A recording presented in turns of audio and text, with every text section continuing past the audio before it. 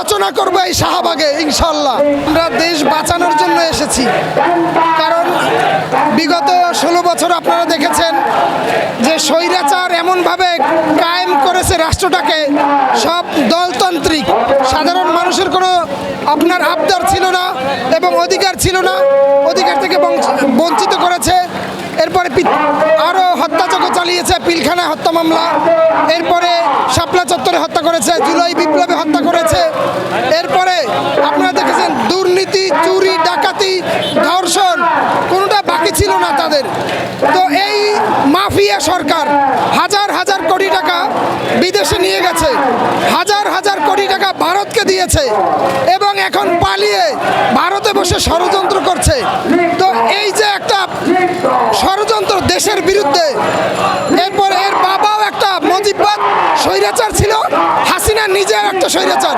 আপনারা চিন্তা করেন, এরা এখন ডাকাতের মতো ডাকাতি শুরু করে, গুপ্ত হত্যা চালায়।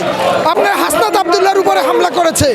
এরপরে আবার রাতের আধারে আপনারা দেখেছেন 15 বছরে লাল বাহিনী, সাদা বাহিনী, কালা বাহিনী দিয়ে সাধারণ মানুষকে ধরিয়ে দিয়েছে, রাতে ঘুমাতে পারে নাই। মানুষের বাক শক্তি, স্বাধীনতা ছিল না, বাক স্বাধীনতা কেড়ে নিয়েছে। এরপরে তাদের যত অপকর্ম, এখন আবার দেশের বিরুদ্ধে ষড়যন্ত্র করেছে। আবার বলেছে কি যে আমরা ভারতকে যা দিয়েছি এই পর্যন্ত কেউ দিতে পারে না। আমার প্রশ্ন, কত লক্ষ কোটি টাকা তুই দিয়েছিস? এর বিচার হবে। আমরা এই স্বৈরাচার আওয়ামী লীগ বাকশালীদের রাজনীতি আর বাংলার আপাম জনগণ চায় না।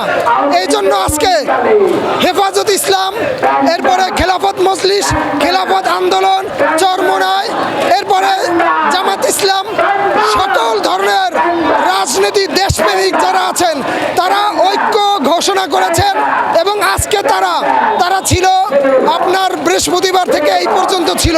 এবং আওয়ামী লীগ যতক্ষণ পর্যন্ত নিষিদ্ধ না হবে ততক্ষণ পর্যন্ত এই রাজপথ তারা ছাড়বে না, আমরা ছাড়বো না।